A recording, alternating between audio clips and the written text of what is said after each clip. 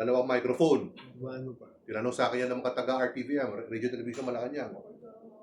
Sabi ko kasi isang microphone is for the house sound system. Yung sa venue, pangalawa is for the broadcast field. Kaya ginagawa nila, dalawang mixer, ay isang mixer, magkadikit. E paano ni Pinoy yun? Napakahina ng boses ni Pinoy. Mga kababayan, tapos gusto pa niya nakatodo pa yung bass. Kaya pag naririnig yun dati mga speeches si Pinoy, puro feedback ang sama ng audio. It's because pinagsama nila sa isang mixer yun. Talaga? I-feedback na rin. Yung itatawag na parang comb filtering. Kung meron kayong dalawang microphone, tapos pagdikitin nyo na ng ganyan, may ganun siya. May ganun siya to. So dapat, para hindi mangyari yun, kasi nga may magnetic interference siya, 3 feet ang next dapat na ano. Parang mga multiple na sa dubbing, halimbawa. Oo. Pero even though meron kami ginagawa, kasi minsan magkadikit yung dalawang mic, pero ibang pattern kasi ginagawa namin nun. Para minamanipulate lang namin yung field nun. Pero hindi yun, pag ganyan, huwag yung gagawin sa yung dami para sabihin yung may backup. Tapos papunta sa recorder, ako may ano pa rin yan. Magkaka problema kayo. Bakit may ganun? Yes po. Bote pa lang po, bote. Tapos po kasi ng mga dabber, ito po yung distance. Okay. Pasok ka sa 1 feet doon. Pasok na po. Yan mo, halos 1 feet yan. Ako kasi, ganito ko 8 inches to eh. Tapos may pop filter pa. Oh, kaya yun, 8 plus 4, 8 plus 4. Plus pop filter pa. So, pasok ka sa 12. Pasok ka sa... Pero yun ang ano yun. Ang ano lang kasi again yung wavelength ng boses eh. Pero yun nga, meron din ang cautious na kayo kasi meron ibang mic talaga na close mic tulad nung Electro Voice sa RE20, yung tarugo mic na tatawag namin. Yun talaga parang dapat hinahalikan mo yun. Talaga. O yung pang radyo, yung RE20 yan eh. Broadcast. Yung broadcast mic, yung tarugo mic kasi talaga namin, kasi laki talaga nun. Ano yung ginagamit sa baba? Road ba yan? Electro Voice, EV. Mas malaki Or yung ginagas sa DCMM, sa may ibang station. Yan. electro voice. Parang ano rin, road. Oo, pero si Rode kasi medyo manipis ng tunog. Yung mga, yung EV before, yung talaga solid talaga pag bass. Pag ginamit ko kasi Rode sa akin, para akong, parang nagiging mo na ko. Pero yun ang halos lang. Yun yung ano, yun na kasi yung, yun na lang mayroon, available. Wala namang electro voice. Wala na. Discontinue, namatay na rin sila eh. So, kaya kung nagaganda kayo sa mga tunog, mas solid yung mga dati. Yung kanina sabi kasi yung mga ribbon mic, yung ganda ng tunog doon. Ang build. Yan, pag sa choir lang yan, pero hindi nyo kailangan. Pero yun nga, sabi ko sa inyo, kahit isang microphone lang yan, malakas yan. Kung may CCTV nga kayo dito, isang mic lang yan, rinig tayo natin. Ayan.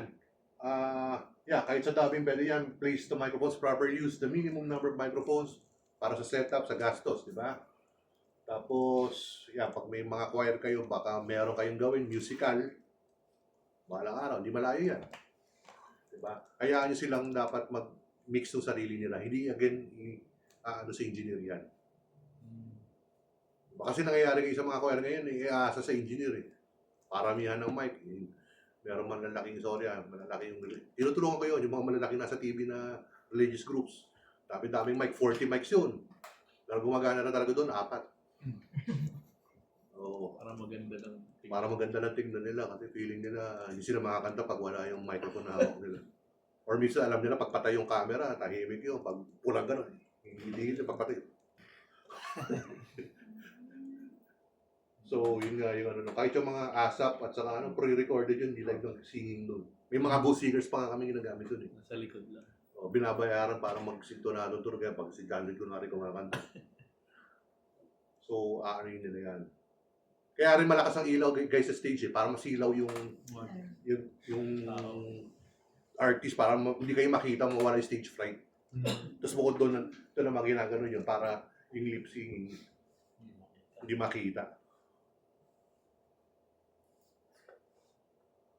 Tapos yung never, garbage is garbage out, ganyan. Never kiss the microphone, sinabi ko na sa inyo kanina, diba? Pwede kayo makakuha ng kulot na buhok.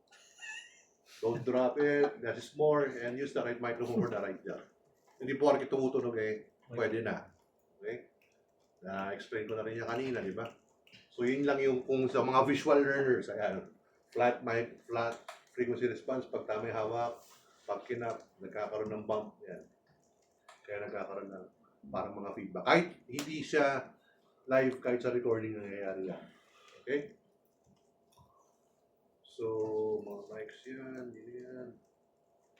Yan, may mga specialized mics kasi for certain instruments. Sino ba tong yung isang voice talent natin sa Amerika, yung pinakamahal si Don Lafonte. Don Lafonte. Nagpa-customize siya sa Neumann sa sa Shure to his The voice. voice. Kaya ang ganda. Ang pumalit sa kanya yung anak niya, pero medyo yung timbre ng boses niya manipis, di katulad ng tatay niya, so super solid. Pero yun, ginawa siya ng sariling mic. Tapos, sobrang yaman niya, may sarili siyang rancho, nandun yung recording studio niya. Siya nagsimula nung remote recording. Para sa Hindi siya pumupunta sa studio. bayan. Tapos Philly FedEx, DHL lang nila yung Mga tape. material tape. Ganun lang yan. Pero bawat trailer na ginagawa niya nun was $50,000 to $20,000 per version ng trailer. So, Tapos yung mga contemporary niya, 1,000, 3,000. grabe, no? Kaya Ano ba yung remote recording? yung nasa sila, nasa Hindi, ang tawag na. before? Hindi yung may line, parang internet, before internet. Phone patch. Oh, yun, ano tawag?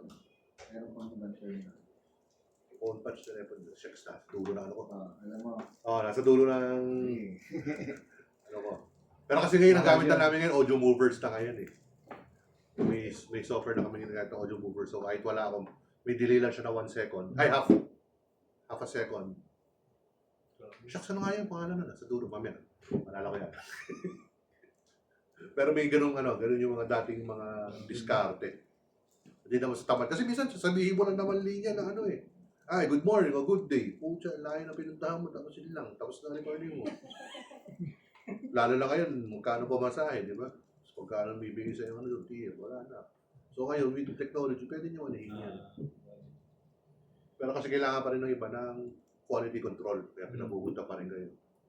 Ito, nasabi ko na kanina yung sige, pwede ito kasi minsan nagdadami kayo eh. Usually yung shotgun mic o yung tawag na boom mic, di ba? Ang kinukuha kasi niya is yung boses tapos yung footsteps, yung surrounding ng sound. Pag maingay, yan ba, nasa Quiapo yung eksena, lapel ang ginagamit. Si Hollywood nga, actually ngayon pa lang sila naglalapel sa Hollywood. For the longest time, puro sila shotgun. Yung kausap ko nga yung engineer sila Don, yung sa Avengers sa Iron Man, nung nalaman na lalapil, natuto sila maglapil dahil sa atin eh. Hindi na nilalagay na laro sa costume. Kasi hirap na hirap daw silang i-mic, ayaw daw nila i-dub. I thought you planned the lapel nyo. Really? Ganito na, yeah. Yun, ginawa nila, kaya nakapag nagawa nila. Sa atin sila natuto niyan. Wala naman. Yan. Pilipino kasi magaling dumiskarte. Kawawa. Lito sa scene. Wala yan, okay na yan. Kokom.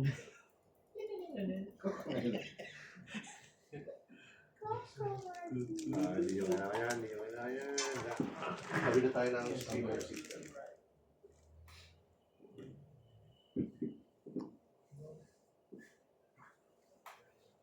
Ito, ano lang.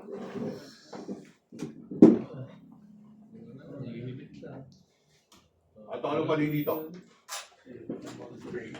Nasa taas yung mic eh. Nakakabit. wala muna.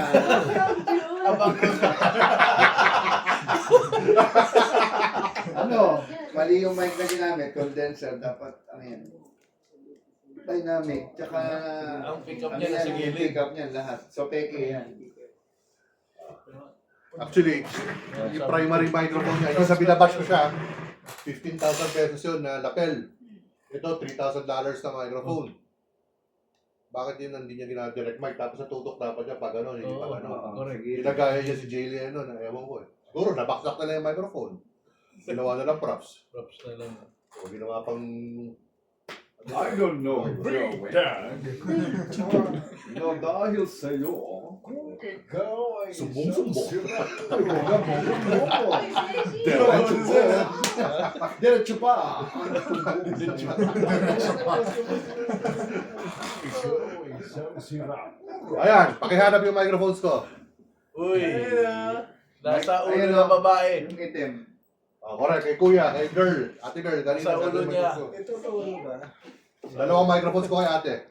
Nasa bewang. Sa ulo niya. Nasa dede. Nasa ano? Ayun nasa gilid. Usually, Nasa buhok. Ayun sa gilid. Usually, Hindi pala. dito kami naglalagay ng lapel sa breast line. Nasa buhok po. Pero ang mga Bombay kasi Ayun, meron silang, Yung clip, dalawang clip. ito yung isang mic. O diba? Sabi, Isa nasa buhok. bewang. Tapos yung isa ay, ayun o. Angas! Saan din makakita? Ayun. Ayun o. Ganun yun. Yung mga Indian girls kasi meron silang tradition na ang pwede nang makakita ng dede ay yung asawa niya, nanay niya, anak niya. So hindi kami pwede maglagay ng mic. Kahit siya ayaw, bawal. No contact. Sa ulo na. So, sa ulo, manipis, yung director, ewan ko may fetish kasi magbe-belly dance sila sa eksena. Para dumarinig yung floop. Kasi may bell yan eh. Actually, parang na naririnig kasi pag minumute ko yung mic, parang may kulang. So, dalawa yung mics.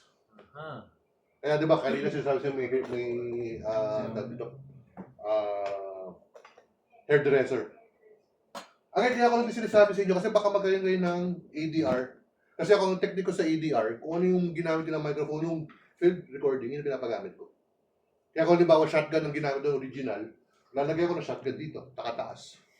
Para halos pareho nung tunog nung sa set. Mga ano lang yun, mga ninja moves. Kasi baka mamaya, halimbawa, pumunta sa inyo to, papadab sa inyo. So, lalagyan nyo rin yung bewang ni ate. Okay? Questions? Ang isa pa pinaka-weird siguro na nilagyan ko ng mic before was dito sa may batok. Babae rin yung pag ano naman. Na nagpagawa pa kami ng skin tone na wired ng para na sa kanya. Sino yung actually sino to? Star Wars. Natalie Portman. Oo, nagpagawa ng mic dito. Dito lang na kasi ayaw rin niya magpakita ng kanyang ano, dibdib. Naalala ko tuloy dyan si Eugene Domingo. Kapitan mo na ako, darling, ng mic. Ayoko. May assistant ko ako. Hindi, ikaw gusto ko. Nag-publish ako ng nipples para sa'yo.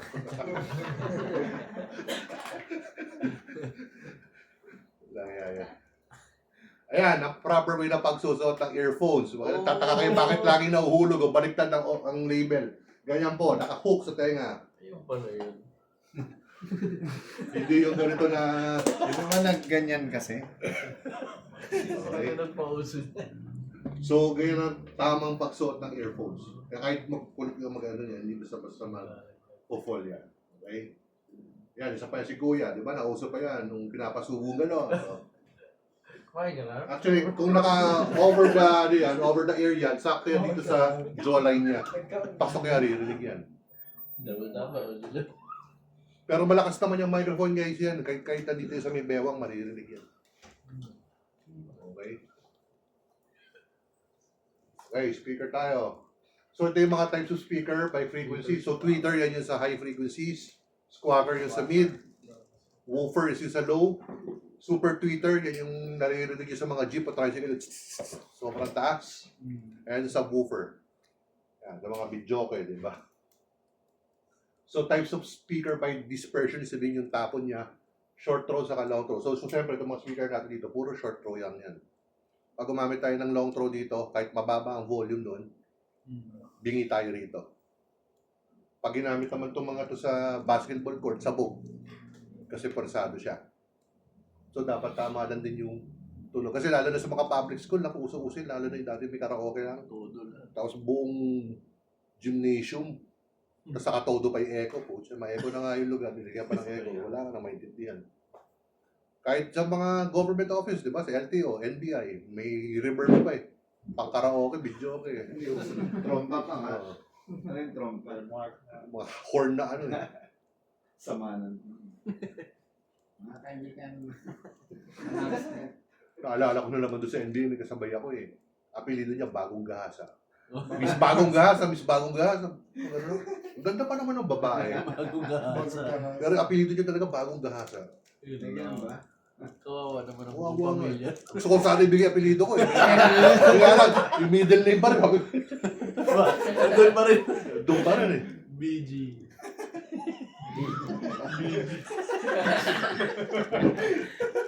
Types of speaker, may full range. So yan yung sa speaker lang. Pero may marika, two-way. Ito two-way itong dala ko. Ito ay full range to eh. Kahit dalawang speaker ito, full range yan. Three-way, four-way, five-way. So, types of speaker, passive, saka active. Pag sinabing passive, kailangan na may amplifier. Active yan, yung mga Bluetooth speaker. The Bluetooth device. Yan. Puro active yan. Ang advantage na kasi ng active is nakamatch na kagad yung amplifier, yung amplification. Hindi ka na magko-compute. Ang advantage naman ng passive, lalo na sa subwoofer, pwede namin medyo taasan yung power para maganda yung bato niya. Actually, sa live sound, bumabalik ng konti yung passive, nawawala ulit yung active. Ang active ay May built-in amplifier. dalawang amplifier. Pwedeng dalawa or isa. Sa isang ano. Kasi itong speaker ko, dalawa to eh. Iba yung sa high niya, iba yung sa low. Iba-iba, wala namang Ito, single lang to. Pero naka-crossover to. ah, Single amplifier to. ano yan, passive. Active pa rin siya. Kasi ito yung ano niya, meron siya dito. Yung mga NS10, yun, ano yun, active yun. Ay, passive yun. Pag dalawa yung ano, control. Hindi, yung kailangan ng amplifier, hihiwalay pa. Yung mga pambahay na ano, Oo. Ayun, active yun. passive. Pag passive. Paghiwalay yung amplifier, Hmm. Yung mga old school. old school. Oh. May mga patong-patong na ano, deck. May mga deck yan. Deck yung Puro ano yun. Puro passive yun. Yan, yung sa mga car speakers ngayon, yan, puro passive pa rin yun. Hindi siya active. Yan, tapos types of speaker by application, yung voice only nga, public address lang. Kaya kapag eleksyon, nagagalit ako, basag yung audio kasi papatugtog ng rap or rock, tapos PA system lang nga, yung trompa lang, basag siya. Hindi katulad nung dati, meron si Bas Mayor, panahon yata ni, ano yun, ni Quezon. Meron siyang bass horn, kaya yung maganda, kahit may trompa lang siya, pero may bass horn siya, kaya maganda tunog. Kaya basag yung mga audio ng mga jingle eh. Kaya ayaw namang mag-invest ng medyo maganda speaker, yung iba. Yun ang nangyayari. Yan, musical system naman yan. Ayan, hindi nyo mapatay yung reverb. Kaya kahit magsalita ka, mayroon siyang reverb. O yung echo. Entertainment system yan, yung mga 5.1. Yan, bibili ka ng 5.1, tapos lahat naman ng setup sa bahay nandun sa harap natin speaker. So useless. Okay? Personal monitors, yan yung mga earphones natin, mga headphone. Front of house, yun yung sa mga installed system, saka yung mga side field, saka auxiliary. Okay, so speaker role, para malaman mo gano'ng kalakas sa speaker, 1 watt per person ang ginagawa mo. Ang 3 decibels is twice as loud. So, ibig sabihin, pag pinagdikit ko ito na speaker na to, parang doble ang tunog niya. RMS versus PMPO, root mean squared is the actual wattage of the speaker. PMPO is yung peak music power output. Kasi may nagbebenta minsan, sabihin, ito ay 3,000 watts, pero in reality, ay nasa 50 watts lang siya. Yung sinasabi nila 3,000 watts is nag-play sila ng classical music or rock music, yun yung highest level na nakuha niya bago siya masira or bago siya mag-distort. Okay? Sa amplifier kasi, no, so kahit sabihin mo 100 watts yan, regardless kung nasaan yung volume niya, whether all the way sa 7 o'clock or 5 o'clock, 100 watts pa rin ang binubugan niya. Ang nagbabago lang kasi yung tonal volume na naririnig natin. Kaya hindi siya pwedeng sabihin mahina lang naman. Tutulog yun eh, pero tatagal. Ay, hindi tatagal. Ang tandaan niyo yung 10 watts na amplifier, kaya pumunit ng 300-500 watts sa speaker. Same lang din yan, pag nagbabasketball kayo, di ba? Pwede kayong gumamit ng leather shoes. Tatagal ba yung sapatos yan? Di ba? Mamaya, sira na yan. Pag nag-combat boots ka naman, wala kang paa mo. So, yun ng ano lang yan. Okay? techniques, ay hindi na kailangan nyo. Ano na tayo dyan.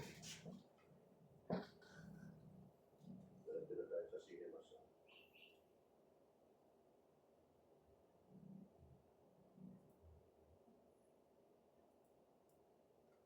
So, again, itong cinemas kasi ito yung sa consumer part natin, sa mga bahay.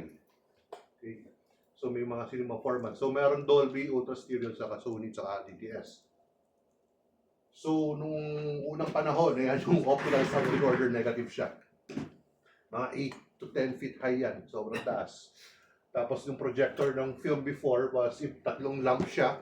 Yung primary niya is for the picture, secondary is for the LTRT, and yung third lamp is for the surround information doon sa side ng film.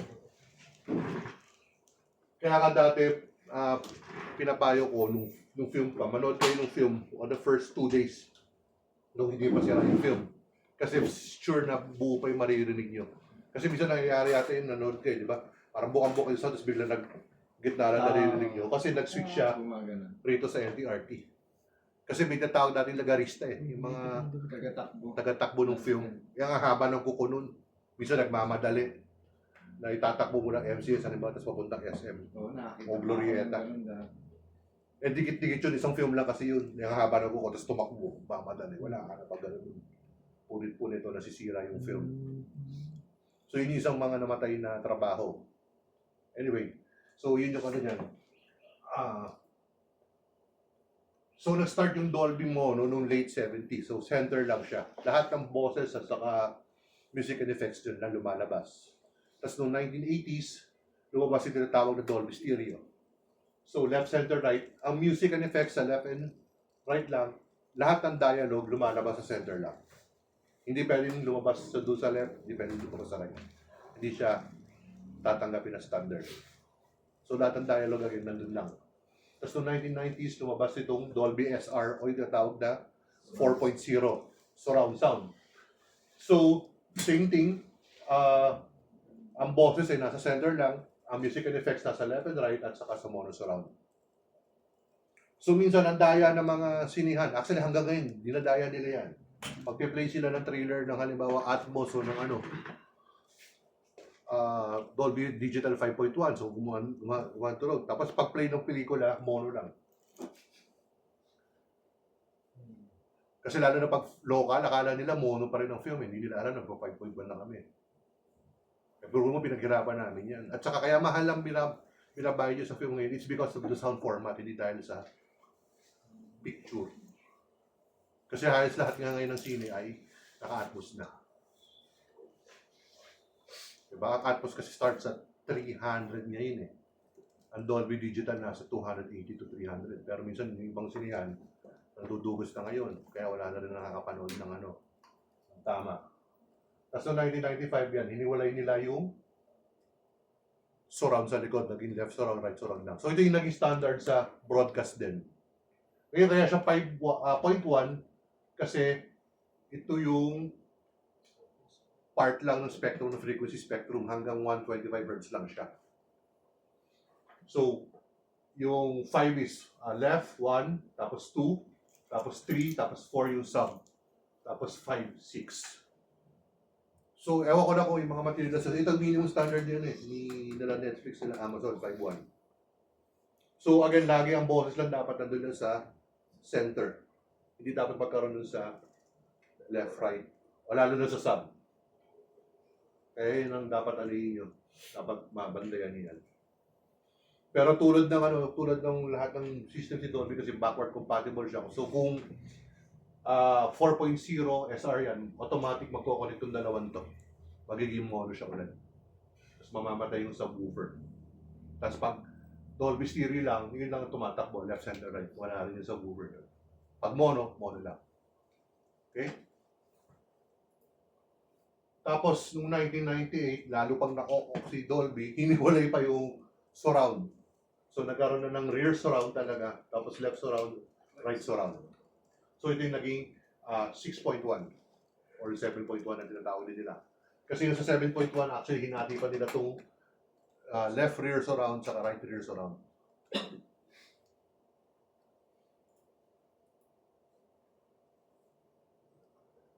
Yeah.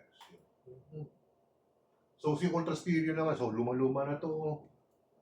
Ano lang siya, 424. Sabihin sa studio, sa paggawa, 4 tracks ang nilalagay namin. Pagdating sa film 2, pagdating sa sinihan, babalik siya ng 4. Pero ang tunog lang niya ay parang Dolby Stereo.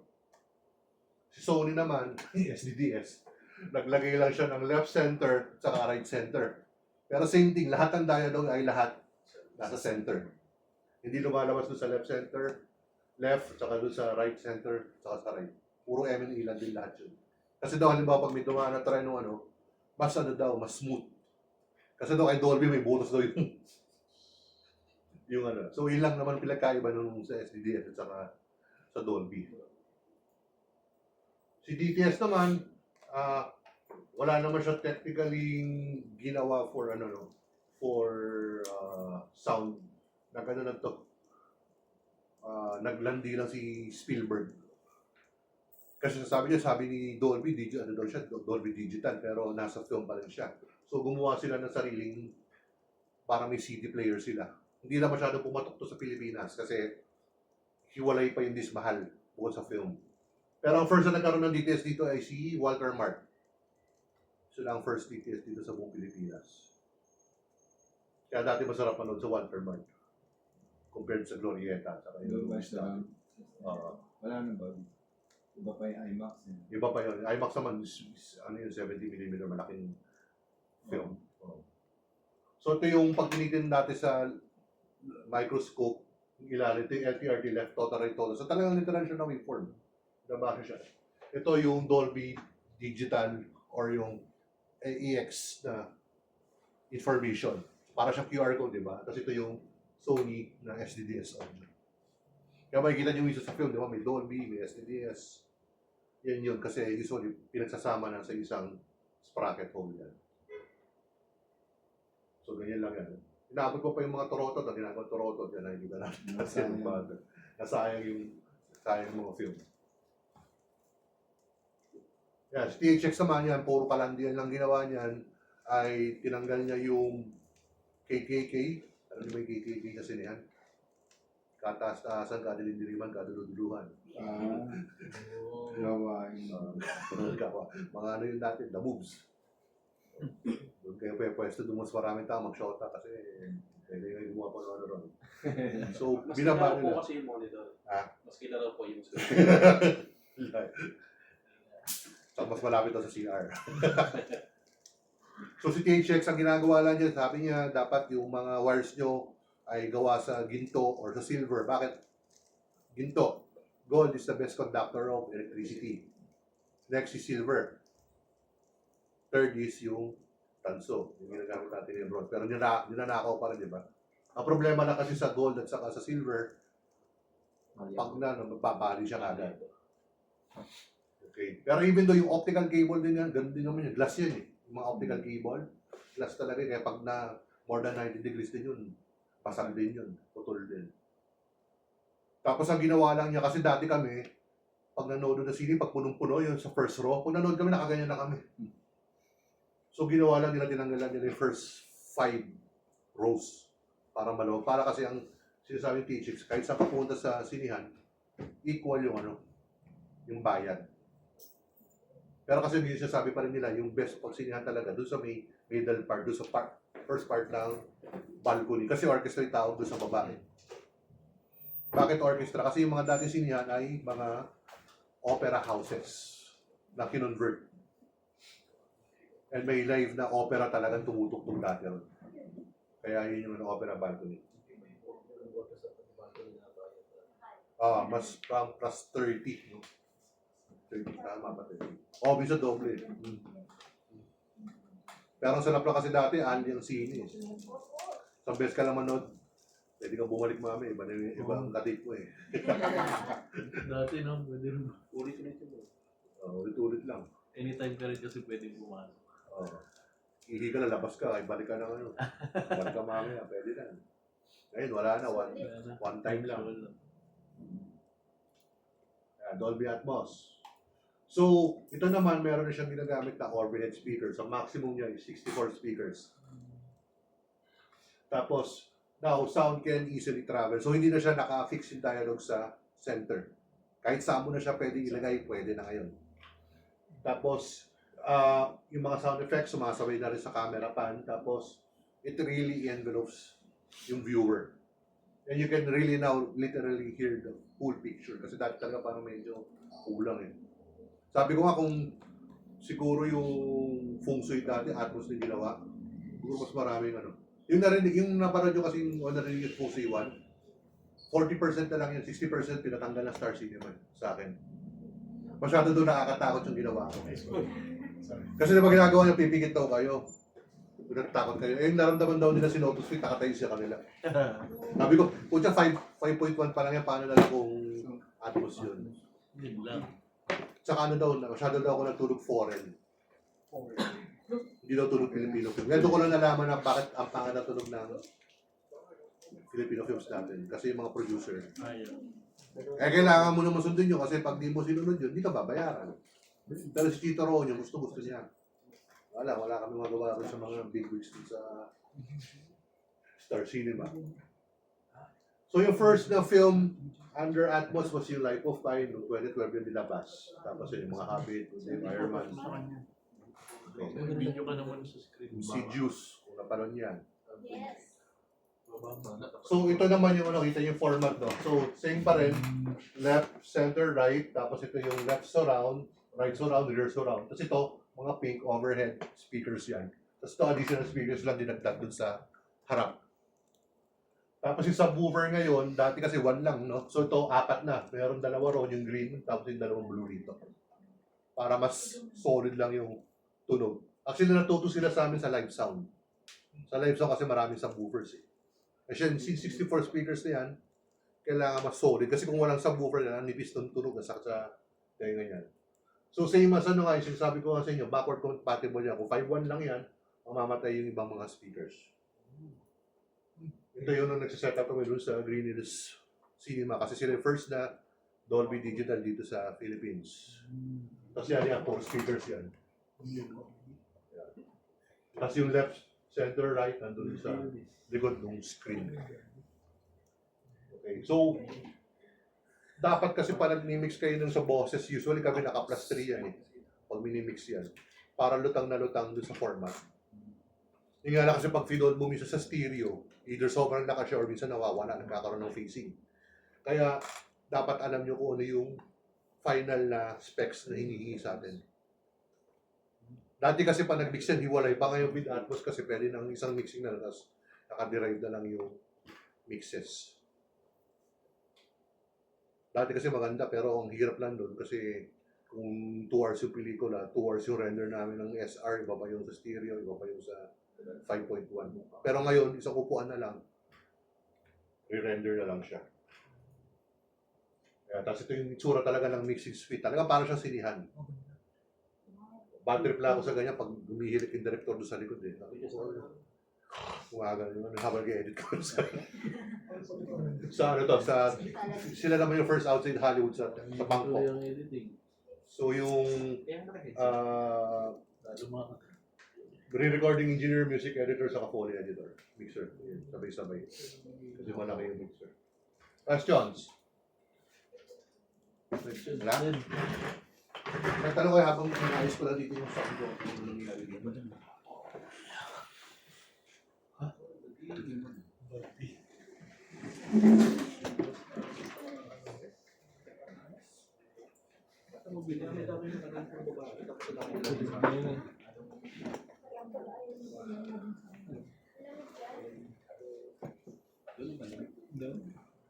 Nahuli yan si Den.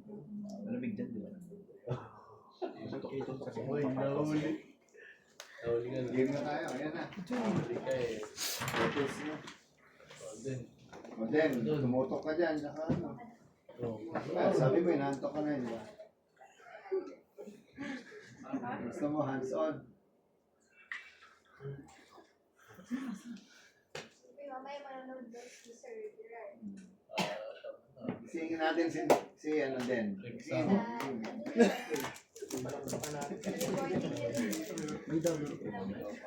Yung ayaw ba? Ano, inaantok na rin. Yun yung ganyan din. Grabe. Sirain na po ulit.